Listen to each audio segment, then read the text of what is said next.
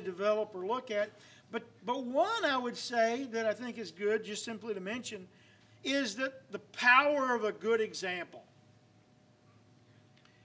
Paul is using the Macedonian church as a good example as to what to do, and how that the Corinthians can be challenged to do better because of what the Macedonians had done. There's great power in a good example. There's great damage in a bad example. And so we as Christians should be good examples about how we serve the Lord, how we're committed to the Lord. Because you know what?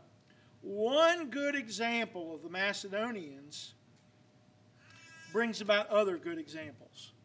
Brings about other people to give and to do what is right. Commitment on their part brings greater commitment on other people's part. And so, what a great thing that is. They had answered the call to be, not just to give. It's much bigger than them giving financially.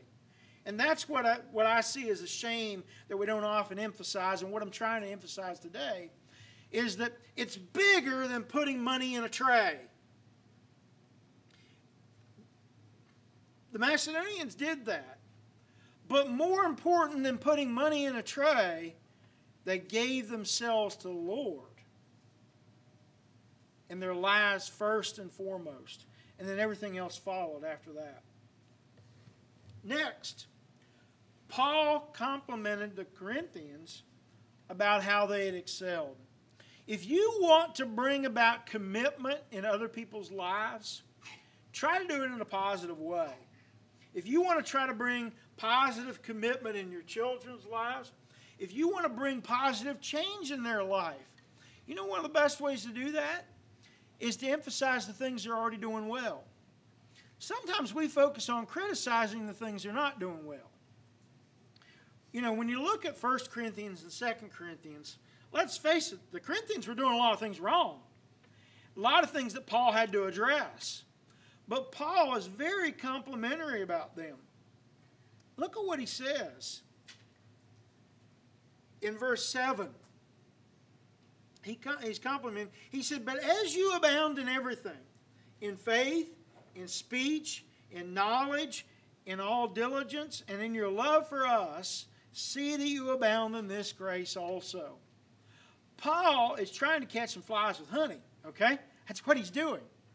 He is being complimentary of them. Is he lying to them, being disingenuous? No. He is truly pointing out their good characteristics to challenge them to do better. In a way, the way I would say, you know, like I said about the beginning of this lesson, this isn't really about giving.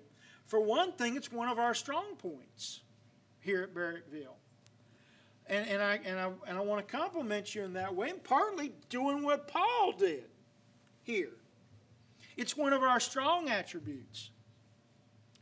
He does so to challenge them to do better things in some of the areas that they either haven't stepped up in or haven't done. And that was going to be what they were going to do financially.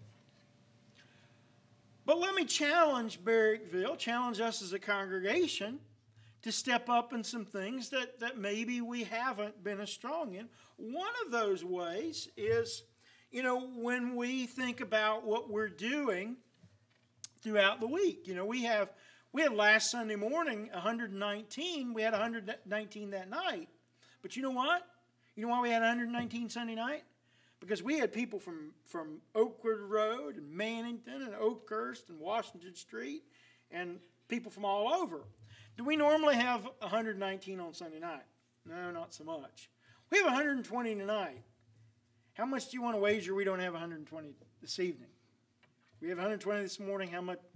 Probably not. Why is that? Well, I think sometimes it's this, what we're looking at. It's the committedness. I don't know your level of commitment. I don't judge your heart. I can't judge your heart.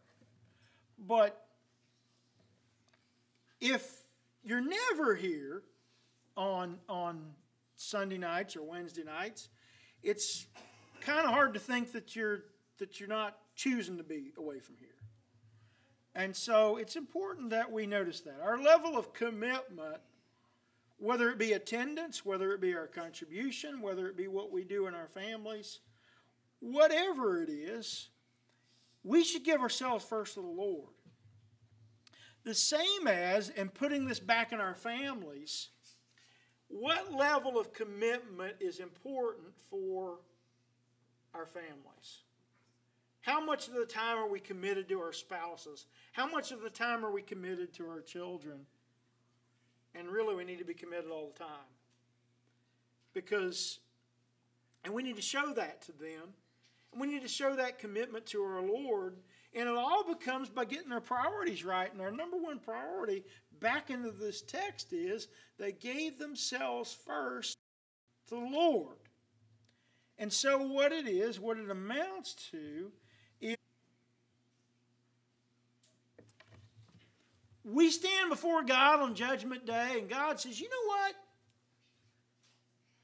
This whole human experiment didn't work out so well. Near as well as I thought you would, and I thought I would want to save you and want to spend eternity with you, but I'm kind of tired of you already. So you're not going to go home with me, and you're just going to be done.